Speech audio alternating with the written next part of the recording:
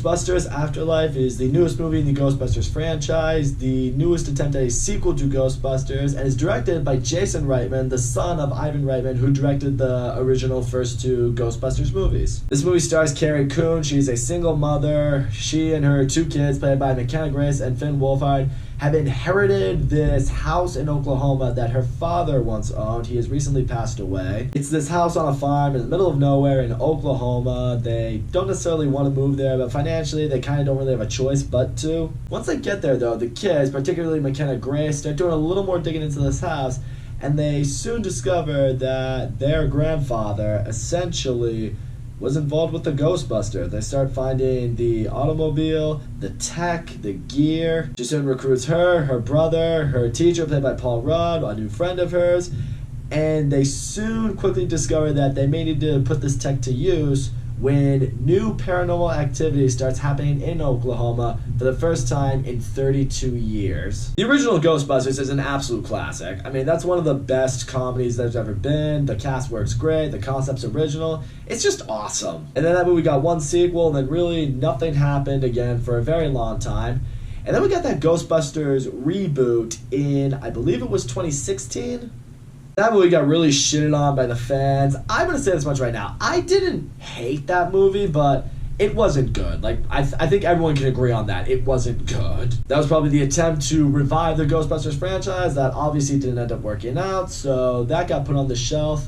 But now they decided to take another crack at it. This time, instead of giving us a reboot, they decided to give a new legit sequel to Ghostbusters, which is obviously a big risk. You're trying to make a sequel to an all-time classic. That's, you know, that doesn't always work out. In fact, very rarely it does. I did like the trailers, I did like the cast, and I also really appreciated that it was directed by Ivan Reitman's son. Like if anyone's gonna do someone's legacy justice, it might as well be his son. I can tell you right now, if Ivan Reitman was alive to see Ghostbusters Afterlife, I think he'd be just a little bit proud of Jason Reitman.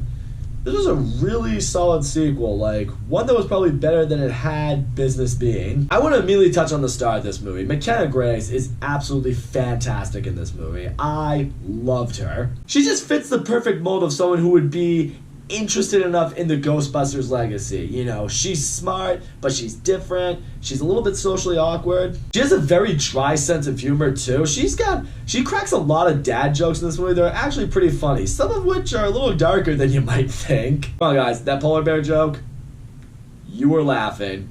Maybe even a little bit with your mouth on the floor. I like the relationship that she and her brother also had with their mom. I mean, it's not like just this big lovey-dovey family or anything like that. They're all very sarcastic with each other. You know, they throw sass at their mom. The mom's throwing sass back at them. It felt a little bit how a modern family might honestly act in situations like this, especially when kids reach that age around teenagers. It's like, yeah, you know what?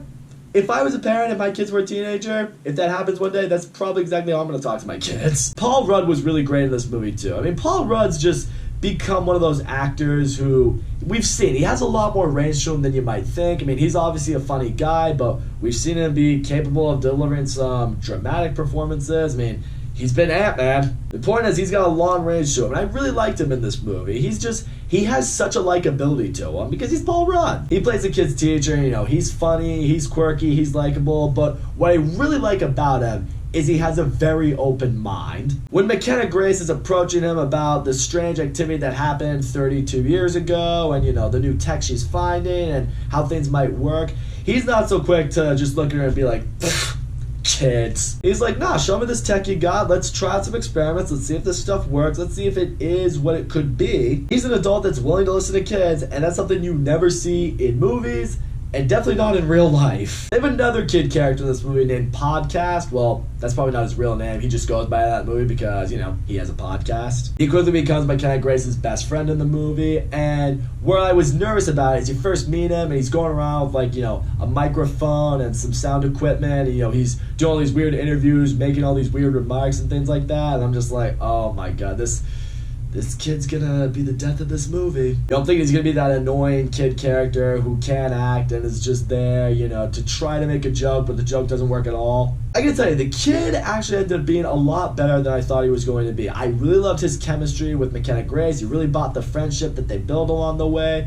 I like seeing his attempts at making a podcast because they actually end up being funnier than you think. He's just another likable character in a movie that's apparently filled with them. The other area I'm really gonna give this movie props is the humor. This movie is really funny. Not only is this movie really funny, but it has a little bit of dark humor to it. And as I mentioned earlier, some of the dad jokes with McKenna Grace are a little bit dark. There's a lot of situational humor that, I would say it's touchy, but it's a little bit, oh, whoa, they went there. There's also one scene in particular, you saw a little bit of it in the trailers with, the little, marshmallow monster guys as, Paul Rudd encounters them in the store. When you see that scene fully elongated, it's got some messed up stuff happens, but in a really comical way. I was dying the whole time. I thought it was great. And yeah, there is a lot of fan service and a lot of nostalgia in this movie. There are elements from the original Ghostbusters that you see again. You're just like, I remember that. I remember that. Like I mentioned, the little marshmallow guys. Yep, you remember them. And part of it's really great to see, the gear to hunt the ghosts back, seeing ghosts in public again, using the Ecto-1 to go after the ghosts, and the kids learn how to become affiliated with the weaponry and the gear. That stuff is cool to see. What I don't appreciate, though, is, and I don't want to say this in a totally negative light, it takes a little bit of the Star Wars The Force Awakens route to a degree. I say that in a sense, like, Star Wars The Force Awakens did play it very safe, and, like, we gotta remind everyone this is a Star Wars movie. I mean, not that people would forget necessarily, but you see a lot of elements from A New Hope in that movie, and it's just like, yep, I remember that, I remember that, I remember that. This movie, as I mentioned, takes the same route with certain plot points and certain moments. In this case here, though, the fan service can be a little bit in your face. Part of you wonders, like, okay, you could have thrown maybe a different take with the story or brought a different moment or something that maybe would have fit more for this movie.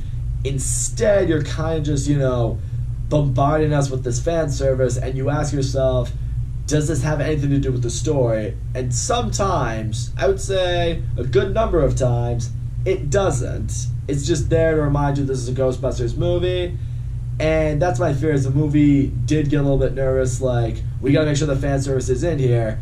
But sometimes when you make a sequel to a classic movie like Ghostbusters, you don't know the line of too much fan service. Another flaw I had was Finn Wolfhard. Nothing against Finn Wolfhard. I love Finn Wolfhard. I think he's a great kid actor. He's only gotten better as the years have gone on. The issue I had with him, though, was his character. I don't think his character really needed to be in the movie because I don't think his character really provided much to the movie.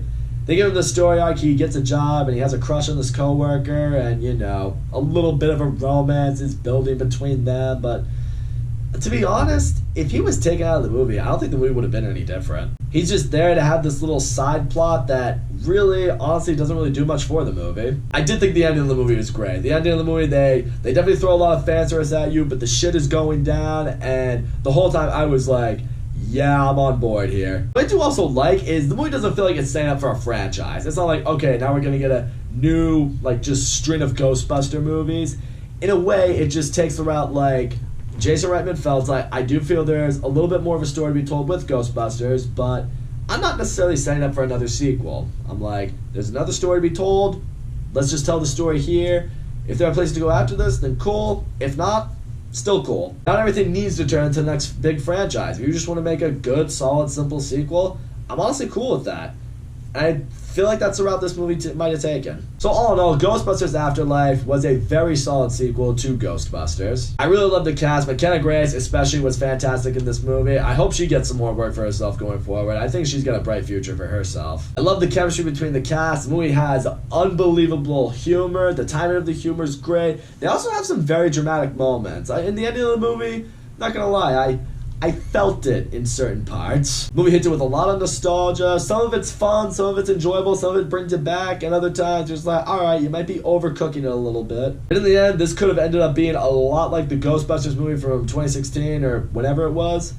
And I'm thankful this one ended up being a lot better than that. That's all I'm gonna say. Guys, thank you so much for watching my video. And as always, don't forget to leave a comment, like, subscribe, and I will see you all next time.